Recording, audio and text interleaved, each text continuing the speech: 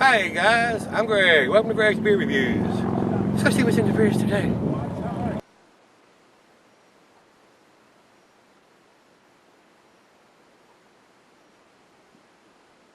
Alright guys, thanks for stopping by Greg's Beer Reviews. Today's beer, Sierra Nevada's 30th anniversary. This is Fritz and Ken's Ale, which is a Imperial Stout. What I have here says it comes in at 9.20 ABV. I've had this for a while. This is from Sierra Nevada. They're of course out of Chico, California. This is an American Double Imperial Stout. It is a limited release, which is, this particular one is a brewed once. They did several in the 30th anniversary. I've already done one of them. I did one the other day, and this is the second one.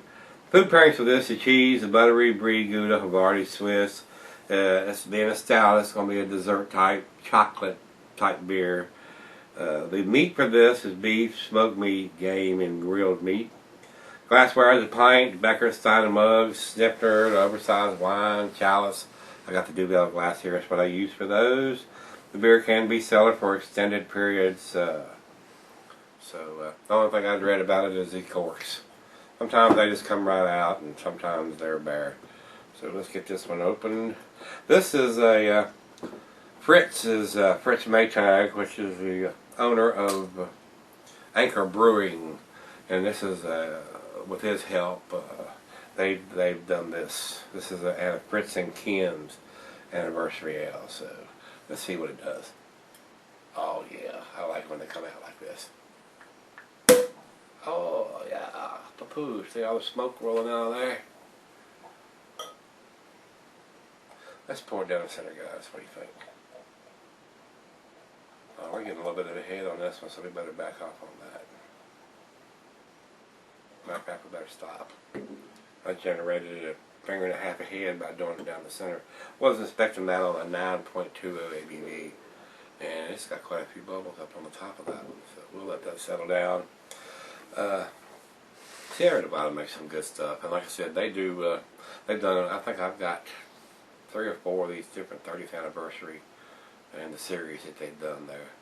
So let's get a nose on this one, guys. Looking through the glass, it's pitch black. I don't see any light whatsoever coming through there. And the bubbles look like they're really, really small and creamy. I mean, almost looks like a yogurt or something in there. Let's get a nose on it.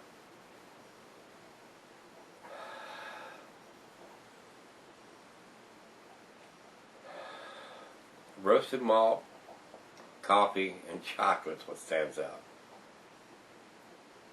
Maybe just a little bit of licorice in there.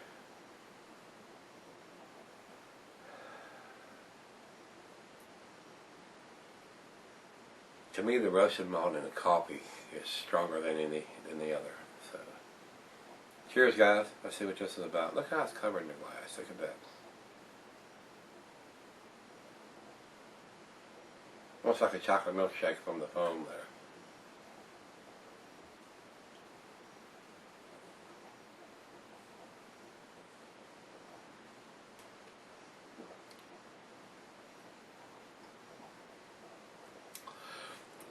Roasted malt.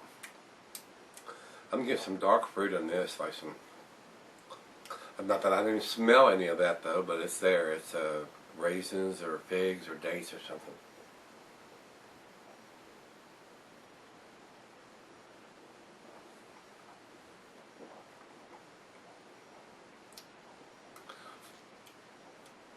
Yes, that's very nice.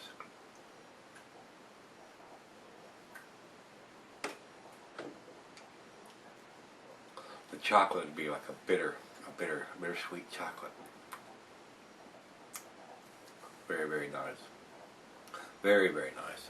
I'm going to enjoy this. I'm going to pour a little bit more in the glass now that it's settled down and let it warm up and enjoy this and share some of it. And we'll be right back and we'll do the final chug on this one, but it's a winner. This may be an A beer too, so stick around. Let's see what it gets. Be right back. Alright guys, thanks for sticking around. I'm going to give you a little information. I'll give you just a small amount of information on this earlier. Fritz Maytag was, of course, is the owner of San Francisco's Anchor Brewing. It says here on the label here, is regarded as the founding father of the craft brew movement. So he must have started the whole thing. So I probably need to do a little more research on this, because I had not heard of Fritz Maytag before I started reviewing this beer. And looks like he was one of the first craft brewers, or one of the first pioneers of getting into the craft brewing. And it says here, Fritz agreed to guest brew this very special ale with us in honor of our 30th anniversary, as a nod to the dark ales and stouts that seduced both Fritz and Ken in the early years. We bring you this pioneering stout, a rich and roasted ale, perfect for aging and worthy of your finest snifter and joy. So, and I have had some of the Anchor beers, or steam beer and stuff, but I have not explored, because we have a very limited selection of what Anchor beers we have over here. So they may make some other stuff. So I need to investigate that a little further, and I will. So that being said, final chug, guys.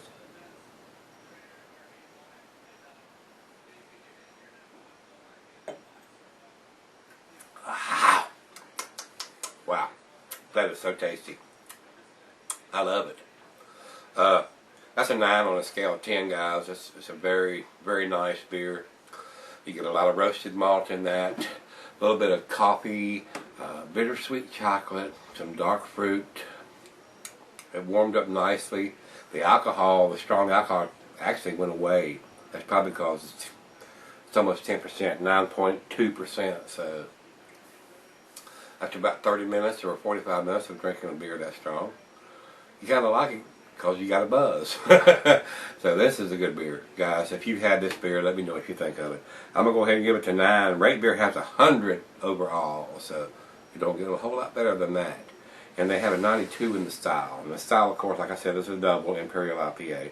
9.2, so I don't know if somebody that was expecting a 10 or 11 or maybe even something a little stronger, but 9.2 strong enough.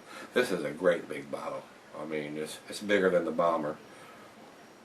They don't have the size on here. I probably should have that information, but it's a cork bottle, so they use a little bit bigger than the Bomber. It looks bigger than the Bomber. I'm not sure exactly what it holds. Maybe it is a Bomber size, 22 ounce. As always, guys, rate, comment, subscribe, and give me some feedback on this. And if you've had this Sierra Nevada Fritz and Ken's Ale, which is an Imperial Stout, give me some comments back on this and let me know. Liked it, loved it, didn't like it, hated it. I thought it was pretty damn good. So, as always, guys, rate, comment, subscribe. Come on back tomorrow. We're going to look in the fridge then. See you then.